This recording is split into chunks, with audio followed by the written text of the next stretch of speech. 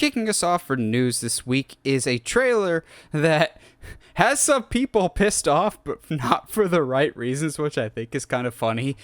Sony's just like, oh, you want a new Marvel trailer? We got you, bro. Sure, Spider-Man comes out next month, but here, have this Morbius trailer for a movie coming out in January. And all the Spider-Man fans are going, you troll.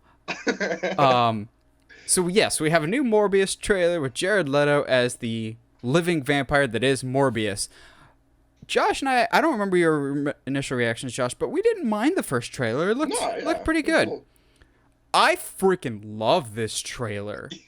Like, I don't normally say this about Sony movies. They're not bad CG, but credit to the CG artists on this. Like, from both his transformations when he's the vampire, look outstanding.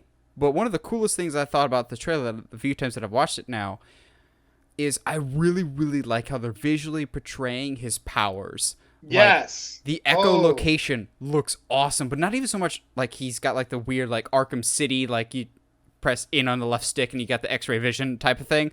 But when they zoom in on his ear and it kind of like reverberating like the ear in A Quiet Place, I'm like, ooh, I like that. That looks cool.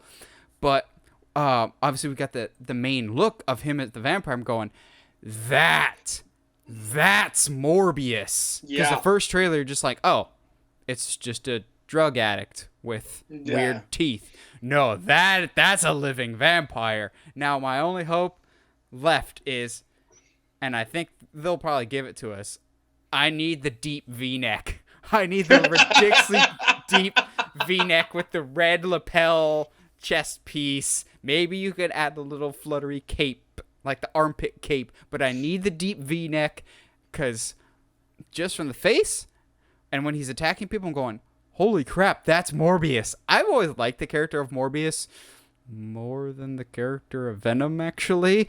Even before I liked the Universal Monsters and Dracula and all of that, I've always thought Morbius was a much cooler design, a much more interesting character than Venom, who is, I would maintain, is more of an anti-hero. Like Venom, I've always seen as a villain, just straight up. I know he's been anti-hero in some stuff, but I've always seen Morbius as more of an anti-hero, like even straight up teaming with Spider-Man.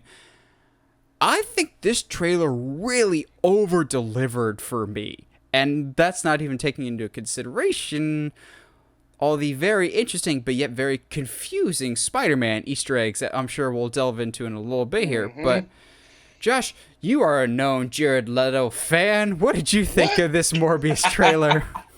It's cool. It's so cool. Like, I think it really establishes him as more of an anti-hero in that he wants to do good. His base instinct is to do good, but because of what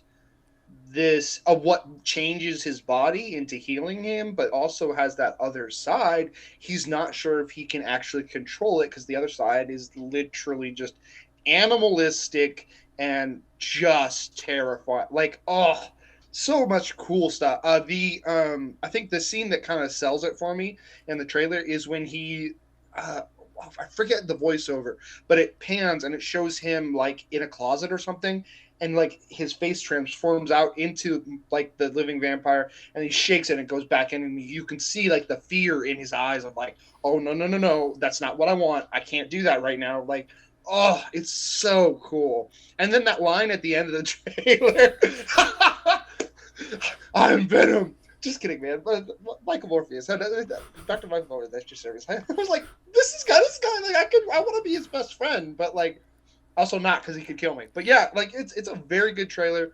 Like you said, the CGI is way better than I think we've seen, especially in a vampire movie. Like we haven't had like a vampire transformation since like the Van Helsing, Hugh Jackman days. So it's like, it's kind of refreshing and cool, and the way that they are visually telling us his powers is really, really cool as well. Yeah, I think that last line of like I am Venom. And, oh, just kidding. I'm Dr. Michael Morpheus at your service. I think that line only really works because it's Jared Leto, and no one ever knows if they can trust Jared Leto or not. Like, is this Suicide Squad? I'm gonna quote unquote prank my co-stars Jared Leto, or is this nice guy Jared Leto? Like, I get the imbalance here. Yeah, the CG looks really good. Like, the transformations look awesome. He looks terrifying. Now, let's get into the very, very confusing Spider-Man Easter eggs, because there's literally a Spider-Man Easter egg from every single generation of Spider-Man so far. Yep.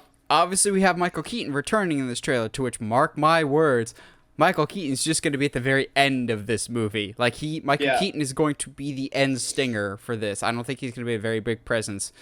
But you've got him looking at a newspaper that says the Daily Bugle, but that's the Daily Bugle logo and the paper from the Sam Raimi era. Mm-hmm. But then we get that city shot of Oscorp, but that's the logo of Oscorp from the Amazing Spider-Man movies.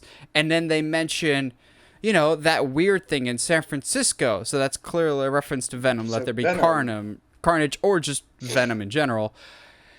So either Sony is just merging all the Spider-Man universes into one now because of No Way Home, or they're just going, screw it, we're just going to reference everything, and it's a choose your own adventure story.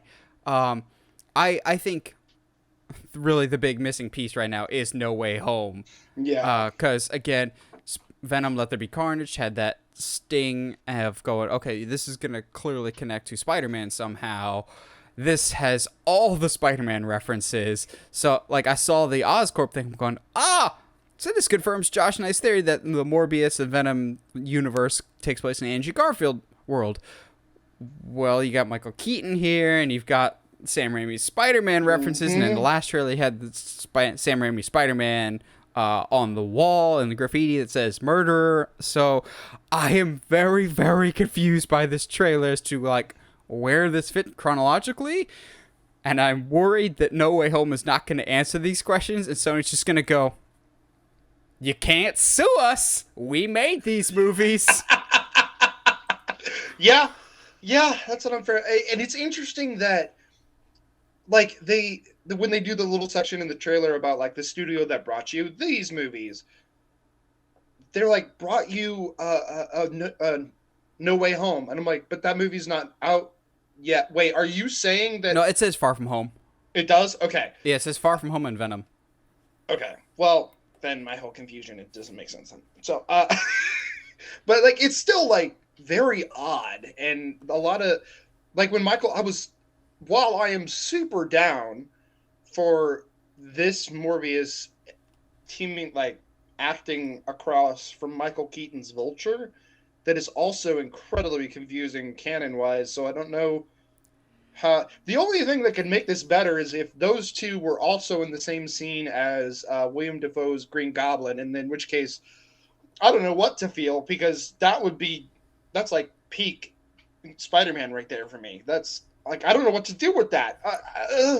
Like you said, it's kind of confusing where this is story-wise, and I think it's very possible that they're putting all those references in order to try to keep you off the trail as far as what's going to happen in No Way Home. At least that's my hope. Either that, or, like, the marketing team for Morbius and the marketing team for No Way Home are not on the same page. And the Morbius people are just like, yeah, we could show whatever. And the Spider-Man people are just going, no, that's not common knowledge yet. Which, quick side tangent about the Spider-Man thing. Until we actually get a new trailer, can we stop getting, like, oh, look at this newly released image, and it's still from that exact same bridge scene? Like, every new picture that's come out is that Spider-Man Doc Ock bridge scene. I'm just going, so the whole movie takes place on a bridge, basically? Yeah, that's what we're hearing. Or it could be an endgame situation where all the trailers basically just show the first 5 minutes, basically. I mean, that's not, like, that wouldn't be, like, terrible. I'd be pretty okay with that. Well, I think I said this last week. I'm just ready for this movie to come out so we can stop speculating and stop getting all the stupid crap. Like, at this particular moment, I think the kind of the vibe around No Way Home is going to take away my enjoyment of it, whether or not it's a good movie. Yeah, I hope this I'm glad this didn't get review bombed like some other Sony trailers lately.